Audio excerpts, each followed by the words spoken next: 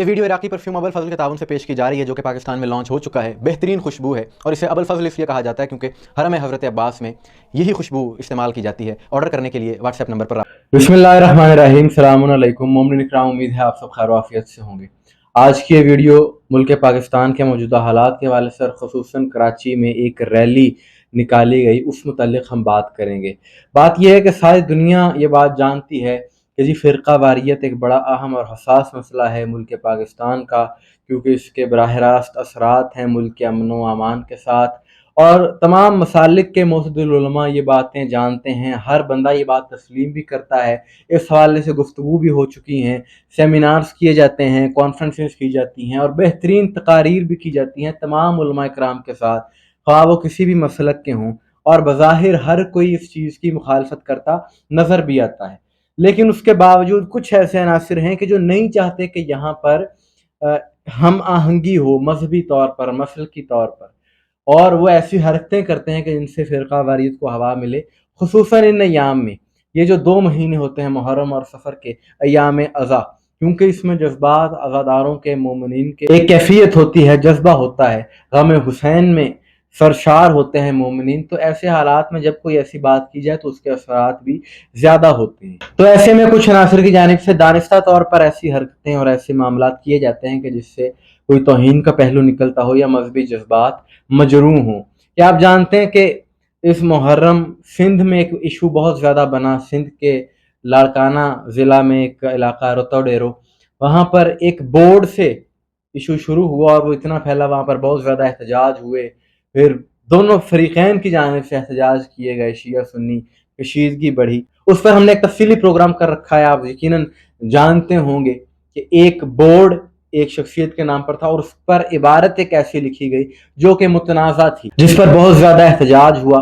اور احتجاج کے بعد حکومت نے اس بورڈ پر پاکستان کا جھنڈا لگا دیا اور وقتی طور پر وہاں پر کوئی نام نہیں لکھا گیا. اب چہلم کے بعد فیصلہ ہوگا، لیکن وہ معاملہ وہیں تک نہیں رہا بلکہ کراچی میں بھی ایسا ایک عمل کیا گیا اور وہی عبارت ایک چوک پر لکھ دی گئی، جس کی وجہ سے عزاداروں کی دل آزاری ہوئی. انتظامیہ سے رابطہ کیا اور مطالبہ کیا کہ ان معاملات کو حل کیا جائے، یہ چیزیں ناقابل قبول ہیں. لیکن یہ جان بوجھ کر ایک پلان کے تحت ان چیزوں کو ہوا دی جاتی ہے، ایسی عبارات کو عام کیا جاتا ہے کہ جس سے مسلکی کشیدگی بڑھے اور ملک میں فرقہ واریت پھیلے. تو آج 1 اگست 2026 کو شیعہ علی کی جانب سے وہاں پر ایک احتجاج کیا گیا، احتجاجی ریلی نکالی گئی اور جس میں بہت سے مومنین نے بڑی تعداد میں شرکت کی. اور اس ریلی کی سب سے اچھی بات یہ تھی، ایک بہترین میسج جو عزاداروں نے دیا کہ پاکستان کے جھنڈے اٹھائے ہوئے تھے، پاکستان کے جھنڈے عزاداروں نے بلند کیے ہوئے تھے اور عنوان یہ تھا کہ توہین اہل بیت نامنظور، توہین صحابہ نامنظور. اور متنازع عبارات جو چوکوں چوراہوں پر لگائی جا رہی ہیں، حکومت کو چاہیے کہ اس سلسلے کو روکا جائے اور ایسی عبارات کو کہ جس سے اہل بیت کی توہین ہوتی ہے، صحابہ کی توہین ہوتی ہے، یہ سلسلہ رکنا چاہیے. تو اس ریلی کو پولیس کی جانب سے روکنے کی کوشش بھی کی گئی، لیکن عزاداروں نے یہ ریلی مکمل کی، یہ احتجاجی ریلی، اور حکومت کو یہ واضح پیغام دیا کہ ایسی چیزیں ناقابل قبول ہیں، نامنظور ہیں. اور اس حوالے سے حکومت کو چاہیے کہ سنجیدگی سے ان معاملات کو دیکھا جائے.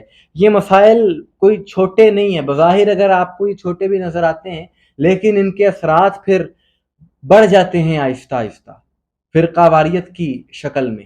اور دیکھیں یہ عبارات جو لکھی جاتی ہیں، خاص طور پہ اس مسئلے میں، یہ جو سندھ سے جس ایشو کا آغاز ہوا، اس حوالے سے تو اہل سنت کے بزرگان کے بیانات موجود ہیں کہ وہ بھی اس عبارت کو تسلیم نہیں کرتے. ان کے ہاں بھی اس حوالے سے اختلاف پایا جاتا ہے اور وہ کہتے ہیں کہ ہم بھی اس چیز کو نہیں مانتے. تو ایسی عبارات کا لکھنا کہ جس سے اہل بیت کی توہین ہوتی ہو، یہ ایک نامناسب عمل ہے، افسوسناک ہے.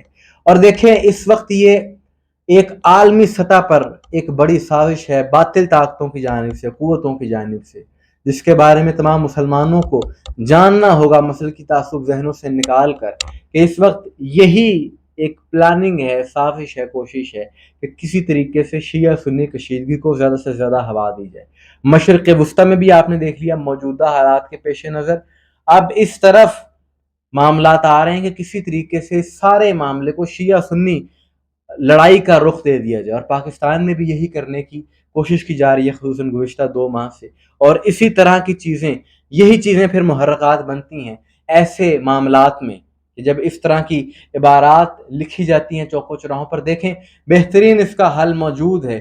ریاست کو چاہیے کہ اس پر عمل درآمد کروایا جائے کہ جو پیغام پاکستان میں بات طے ہوئی کہ تمام مسالک اپنے اپنے نظریات پر رہیں۔ جب آپ زبردستی مسلط کرنے کی کوشش کریں گے اس وقت معاملات خرابی کی طرف جائیں گے، کیونکہ اگر عبارات کی بات کی جائے اور اگر کچھ لوگ یہ چاہتے ہیں کہ یہ عبارت کیونکہ ہم ایسا سمجھتے ہیں تو یہ چوکوں چوراہوں پر لگا دینی چاہیے، تو پھر بات یہ ہے کہ اگر دوسری طرف سے کوئی عبارت لکھ دی جاتی ہے تو پھر یہی کل عدم افراد اس چیز پر احتجاج کریں گے اور ایک اور نیا سلسلہ اور جھگڑا شروع ہو جائے گا، تو یہ کسی چیز کا حل نہیں۔ تو حکومت کو چاہیے کہ اس حوالے سے اپنا کردار ادا کرے اور ایسے عناصر کے جو تکفیری مائنڈ سیٹ رکھتے ہیں، تکفیری سوچ رکھتے ہیں اور اس طرح کی عبارات جو کہ متنازع ہیں ان کو چوکوں چوراہوں پر لگاتے ہیں، تو ایسے عناصر کو روکنا چاہیے اور ان کے خلاف قانونی اقدامات ہونے چاہیے۔ مومنین اکرام، آپ کی اس حوالے سے کیا رائے ہے؟